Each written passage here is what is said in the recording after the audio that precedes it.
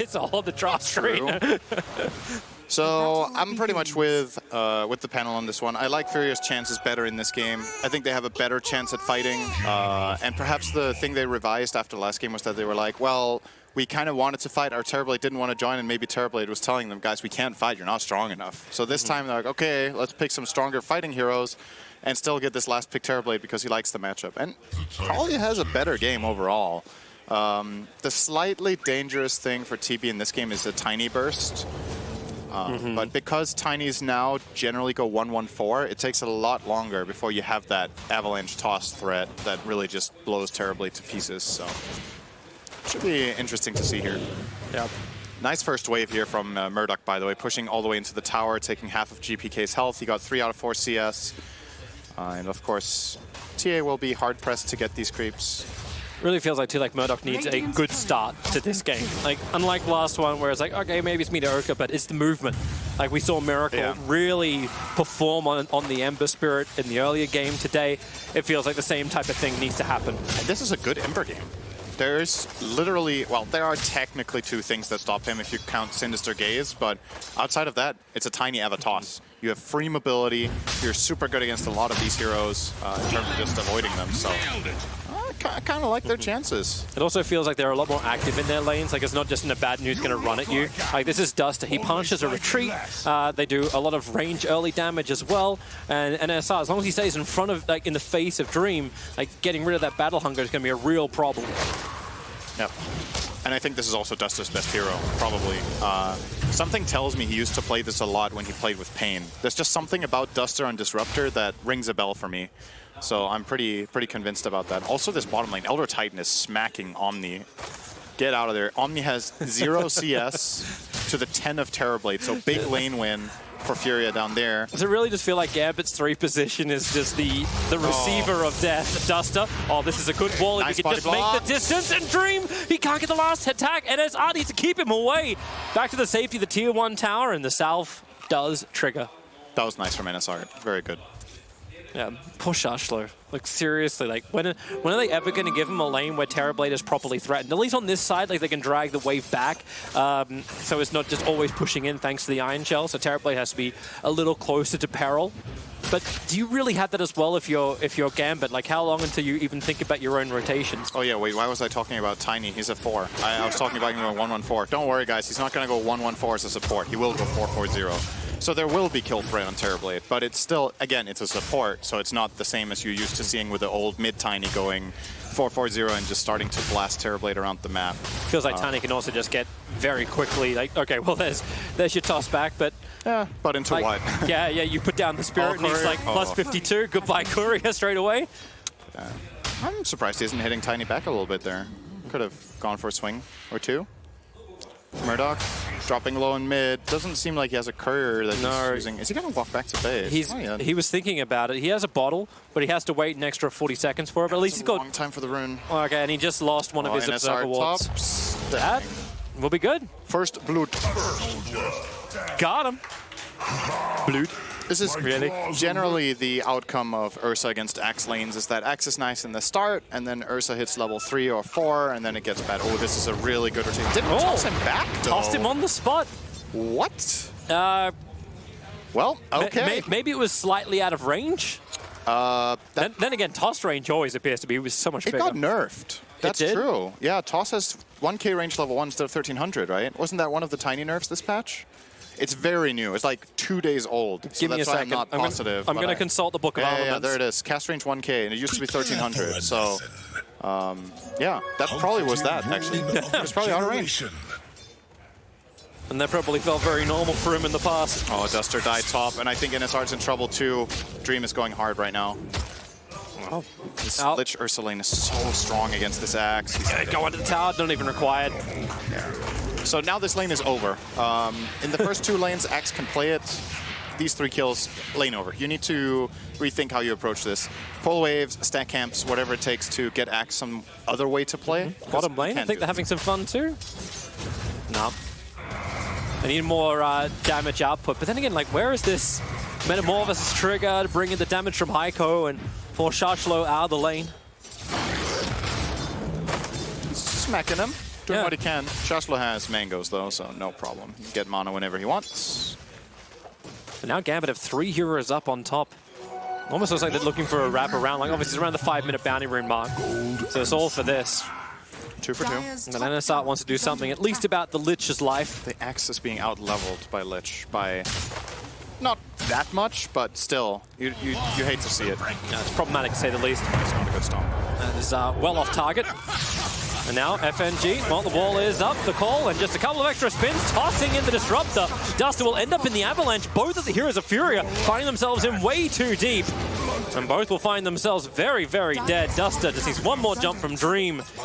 Now dominating on that Ursa. And just the first 2 minutes, things were looking pretty good for Furia, and then all hell broke loose top. And now they're kind of struggling, because Omni-Knight has reached a point where he can hold his own now, and that's what freed up the Tiny to make this rotation. Loving that movement from X's Vampire, by the way. Don't stay bottom. Your Omni's fine. He'll get what he needs. He got the first few levels. That's the real breaking point for offlane Omni. Once you're 5, or even 4 in this case, just stand there, hit creeps. Love how they're keeping the catapult alive on the bottom lane. So if you can bring the TB up, take an objective. Like that was one of the things the panel was saying. Like, okay, well, game 2, what are you going to do this time? Try a different item build, maybe add a little bit more pressure early on. Oh boy. Nice toss back, and at least Dustin will get the wall up, but that won't matter. Dream just able to pound straight over it and then move himself over to NSR. The call is up. Give that a little extra protection, but you can see X's Vampire thinking about another toss back, but cannot get in range. Somebody has to relieve pressure. Like you can't accept this as Furia, in my opinion, that your Axe and your Disruptor lane's just getting murdered like this. It's kind of last game all over again. Terrorblade is farming, great, right? But what else are you accomplishing? The TA is free farming, Ember is in mid. Look at the CS in the mid lane, 43-14 against 26-1. Ember has not made a rotation yet, has not helped any of the side lanes. You know, something's got to give, right? You can't just sit around forever. You really can't. I still cannot believe that Tier 1 tower is not dead on bottom lane when they kept the catapult away, like alive for 2 waves. Terrorblade was back in the lane. They weren't pushing it out, and when it did push out, he went into the jungle. Yeah. So that's why your CS can look good, but your net worth's not really going to probably reflect the same type of thing. And Shashlo, he's level 6 now. At least the stomp's going to work, and well, there goes your Metamorphosis. And Shashlo just G-Ace. All that physical damage just goes to waste. They waited so long. He's already hit level 6. He only just hit 6 on that. And goodbye to NSR. I honestly don't even think he needed to ulti there. I think he could have just healed and run away. But plays it very safe with the GA. And he traded that for a Metamorphosis. That's fine. Honestly, Metamorphosis is a bigger spell at this point in the game. And then the rotation to the top lane just got scouted out. They had Deep Observer Ward, so there's a Radiant Obs and a Dire Sentry Ward, both on top of that top Radiant Shrine. I say top, the only Radiant Shrine. So they just see the entire movement coming.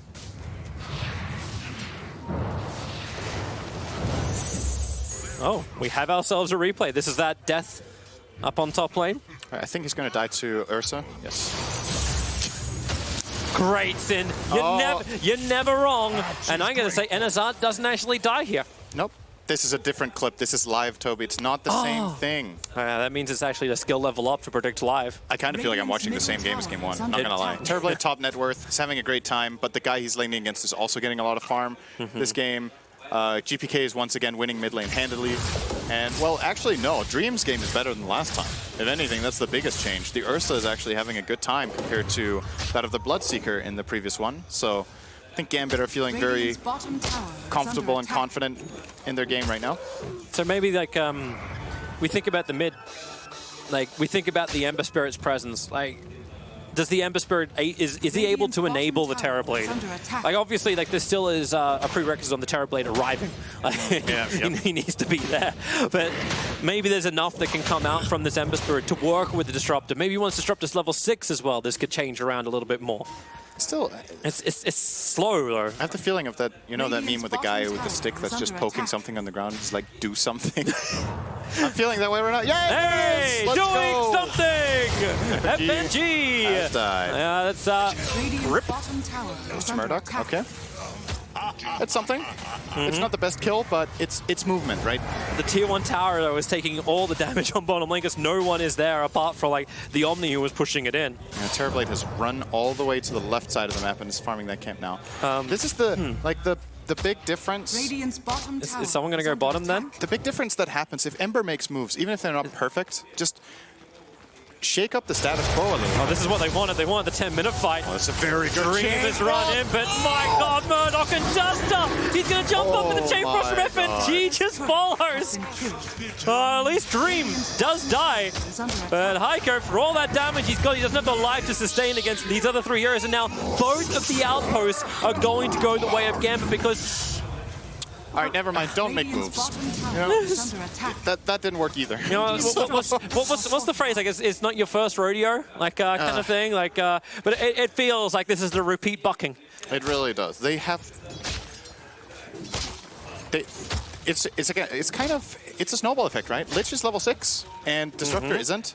Ember is showing up here now at this point, but the damage is already done. Lich and Ursa's games are incredible. Yep. So Lich has all of this stuff in the tank for this outpost fight, and Ember's like, I'm strong, which he is. But, you know, the difference is just that the enemy team has more strong heroes that showed up, and... I just don't... It's pretty straightforward. I just don't totally get this. Like, if it's an anti-mage and he's farming a Battle Fury, like these heroes that require items before they can fight. Like, but is Terrorblade actually in that position? Like, is he really that weak in the first 10 minutes? It's pretty rough this game because of how farmed Lich is. And here we go again. But you can't, like, again, like, just leaving people out to dry. The ET's going to TP in underneath the tower. Maybe there's a glimpse back from Dust that could help out. Terrorblade, he's here, and well, his illusions are here. The Rain Hero is waiting in the tree lines. The Nexus Vampire is going to continue to walk further north. Dream, ready to jump. He's going to go right onto a Piker. There's a pretty hard target to bring down, but then again, this is an Ursa. Enrages, keeps the battle going, and now NSR can at least draw him back up to the Tier 1 tower, but the creep wave is there, and Dream is a double kill. And Terrorblade is, I don't know. He's there to catch the Chain Frost. Duster puts the wall up. FNG, you're at least going to get some extra control, so Murdoch was able to find this kill. Ember Spirit getting involved. Radiant structures are fortified. This feels so fearful. And the big winner in all of this is TA, because TA is not getting involved, and I think that's the right choice. These two mid heroes are very different in style. Ember, you want to get the levels, and you want to help your side lanes snowball the game. TA, you want to mind your own business for at least generally 15 minutes, so you have Deso and Dagger if it's an awesome game, which looks like that will be the timing here. Yep. For GPK. So GPK is playing according to script. I would have loved to see more movement from the Ember. I really would. Or some sort of just plan of putting pressure somewhere, right? But where was it meant to come? Like, it's not like they're trying to set up for something. They're not pressuring Gambit to react to anything. Like, there's no pressure on the Tier 1 towers. There's no movement from the supports. ET was zoning out a little bit, but unless you add the pressure, Disruptor can't feel like he can do anything in the early game either. Like, it's meant to be the glimpse punish. It's meant to be that overrun. Yeah, but he can't glimpse unless he has somebody to play with, right, in the Ember. Yep. And once again, it happened too late. Another option you had in this game potentially was to try to gank the TA in mid before it was too late. You have an Ember Spirit who has kill potential on that hero with a +1. Oh, that's and TA jumps in with a Mel Strike. It will be, in fact, that. Don't need the dagger if you've got a dagger service. But yeah, maybe you could have ganked mid, Disruptor plus Ember. It's a possible kill. Even Titan Ember is possible. It's not easy, but it could have happened. It's just, again, I'm not saying that if they would have done these moves, they would have necessarily been automatically successful, but anything is better than just bleeding out, right? Yeah. You know you're losing this top lane. You keep coming back and dying. Your Terrorblade's farming jungle, and you have a support bottom. There's just nothing happening on the map, and Gambit are just, they're going to be so comfortable, right? Like, we're dictating the game, we're choosing what plays happen, we go when we want. They're not doing anything, so... They're going to try and do it now, so they have Duster's ultimate, so there's something to work with. They just need someone to come in close, and Dream's going to oblige them, jumping in further forward, lock him inside the wall, but now the Chain Frost from FNG, he was waiting in the corner, tries to pull him out, Dream low on life, and they get the dunk! Finally, something goes the way of FURIA. And Duster barely survives thanks to the stick charges. That's a big kill. 700 gold for NSR. Axe. That's not bad. It's the start of something good. Oh, Rodeo. He actually has the backline, but he's in a sentry. They know he's there. Yep. Charge slow. They're kind of trying Here's to the extra TP. They realize Sentry Ward, FNG pulling him back in. GPK is waiting for the right jump in. NSR's already got the call off. They just need that extra hold to come in. Now the GA from Charge slow gives the extra life. And where is your damage now? FURIA, they know it doesn't exist. Just like their 3 heroes on top lane. Tia has blinked that, so minute 14. Radiant's top tower. Total free game. Well, they're going to take all Tier 1 towers in the first 15 minutes. This will probably also look to them taking all the bounty runes as well. And I like this from Tiny everywhere. Everywhere I need to be on this heat map. Yep, it's been moving a lot. Been a little bit more in the mid lane, as you can see. Making a couple of plays there. I see farming in the back lines. That's all we're going to... So far in this series, this seems like just a total outclass. I don't think, if this were two more even teams playing, I don't feel like the Radiance draft is this weak, that it just doesn't have a chance. But it's very tempo driven. You need to find the right place and make them very quickly. Oh boy. God. Axe is not a man. Not in this case. Times are rough, man. That it is. Even Ember Spirit. Murdoch. Hopefully that defensive spirit's gonna be ready to go. And, yep, there it is. No, trying to wait for him. GPK moved up looking for it. And they just want to remove this last remaining outer tower, really make it impossible to get to the outpost. Even though FURIA, I think they're trying to cap that bottom one at the moment. Radiant's top tower has fallen. Radiant's middle The chase is on. Heiko in the trees. Gets the stomp out. Observer Ward sees him. Can throw a fresh spirit, but Dream pounces forward. First hit on the bash. He'll take it. Glimpse. Creates a little bit of space. Dust is going to arrive. And maybe now's the time to try and fight. The Storm is down. Same with the Wall. Dream. He's going to get locked in here, but the Chain Frost, he can't move away. He's going to bounce out to Dust, but NSR's still going to end up falling. And where's the extra health going to come from? Dust still gets hit by the Chain Frost, so he's low on life. So is Heiko. That would have been potential kills there for Elder Titan if he had his ultimate skilled, but... Look at him! Look, Gambit, no! Gambit, no! Here's a tip! Here's a tip! Team fight! Under attack. Gambit are just wondering where Rodeo is. Radiant's middle tower. Let's go, Rodeo, stay away. Well, the tier 3 towers are being attacked. Like, Observer's just like, we're now on TerraCam. Honestly, though, compared to the first game, I feel like Terrorblade's game is just kind of more hopeless, you know? This, if his teammates aren't making this work, what can you really do here as a Terrorblade? He tried to make one move, he got caught by Central and got burst by Tiny. You know, it happens, but... in the first game, we were criticizing him quite a lot for not showing up when he was super big. In this game, he hasn't reached the point yet. Like, his hero just isn't good yet. And but is this more like I always feel whenever okay, goodbye Duster. Maybe Excess Vampire's in a little bit too deep as well. NSR ready to try and fight the call, try and drag Vampire back, but with Dream arriving, he doesn't want to be involved in this. The Sleight of Fist Searing Chains, unable to connect, and also no Chain Frost up now. Dream just enraging. Man, that's deep. That may be a little bit too deep. Ember's able to get away, controlling the back lines of Gambit. Okay, maybe it wasn't too deep. Dream does not care. Yeah, but what I want to say, like when I see a team come in to this competition, you know they're the underdogs. I don't think anyone was coming in here saying FURIA is going to be the most amazing team we've ever seen. But they normally come in with a crazy ass plan. I always I gave a lot of props to Ambergessa when they played in that style out of minor. They arrived and they came and said, "This is what we're going to do. It's around this one hero. This is how we're going to do it. Here's the timing to attack." And they had a proper plan, but. I'm scratching my head to try and find out what the plan was coming into this. I agree 100%. I think these South American teams that have recently in the tournaments we've seen getting better and better placements in minors, and even some decent placement in majors. The O'Kane, I believe, got a top 8 once. It was mainly off the back of, we don't care, let's go. We're just going to run at you, we're going to fight you, and we're going to try to outplay you on just playing reckless, high-tempo Dota. And they just seem so afraid in these two games. There's nothing. Maybe it's also that matchup. Lucky to get away for the Ember Spirit. Oh, Excess Vampire just jumps in. It's like, hey, can we find one? Yep, I found Heiko. Drag it back. The wall is up, so there's some decent damage coming into Gambit, but they can tank through this. ET will also have to just buy back. This is the defense. Blink Dagger for Axe.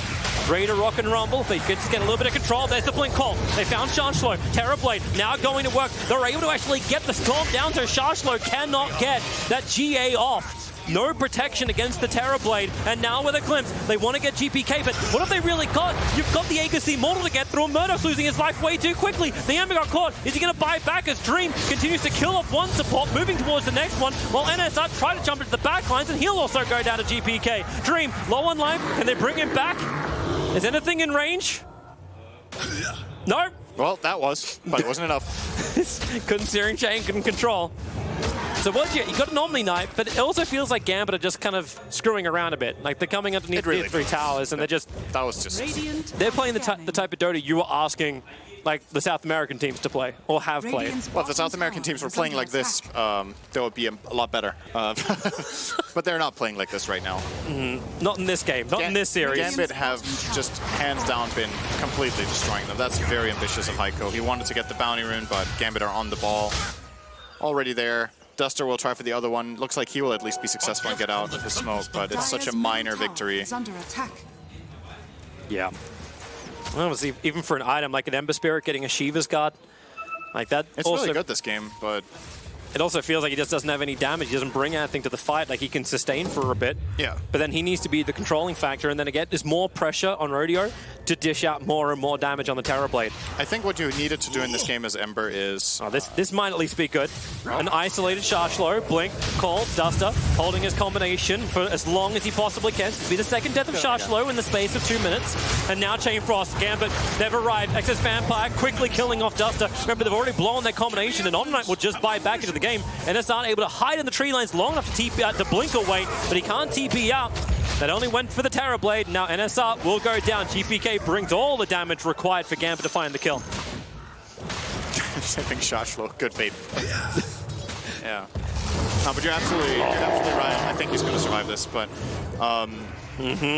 Ember needs to go Maelstrom this game, I think. He needs to play more active, snowball from kills, and then get a damage item so he can try to play more aggressive for his team. This is a very defensive approach, right? Going for a plate mail first is almost like admitting defeat.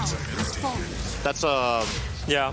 That's a big lead. That's 100%. Yep. That is 100%. Never in the history of Dota Plus has a team come back from this deficit. Murdoch, he's just standing on him. I don't know what he wants to really achieve here. Did he sell all his items and buy a Shadow Blade? I don't know. I think he got an Invis Rune out of the river and had it in his bottle. Like, this is, yeah, it was an Invis Rune. It's flamed up. Now, Excess Vampire. There's the Avalanche. Causing some problems for Murdoch. And that's not able to get the call, but the Sinister is pulling Murdoch down. He needs to get himself out. He's able to spirit away. But Dream killing off Duster. There goes your AoE control. And Gambit, they do not have to leave this home. It really does belong to them. And this looks like it's going to be a very quick series. Radiant's top tower has fallen. And this is really spelling problems. Because now FURIA, they have to play up against Nigma in the next series. Like, they have to play back-to-back series after really not having a grasp on this series. You gotta hope that they have learned something from this so they can have a better showing against Nigma. Yeah, give him some time. Oh, and that's odd. At least he's able to get the call on Dreams confronted the tier 4 towers. GPK just assassinating the axe. Murdoch down as well. And this really is the game. You may as well type in those 2 little G's. Gambit may be a little bit more safe about it. They're going to go for the Megas. There's no bottom lane towers at all, so nothing stops them from getting the Mega creeps up and running. And even a smoke from FURIA. What's the target? Excess Vampire? That's not a target. And GA is up, so there is no target. They don't have the damage. Terrorblade can't do anything. He'll finish in SMY. There it is. Let's go. Let's do this. No Ember. Last roll of the dice. Begin the mirror. It's only really over on Dream. GPK's taking the racks. Meanwhile, a 3-man Avalanche. It's Vampire, sorry, from the tree line. Goodbye, Duster. Goodbye, Control. Both of the AoE controls. Perfect target selection from Gambit. Heiko, well, there's the Sunder. After he did his own team. All right, we're just having some shits and giggles now. This is game. GG. This is, there is no more to be had here. The Megas are already up. We got Ghost sitting inside the fountain. Meme hammers are dropping.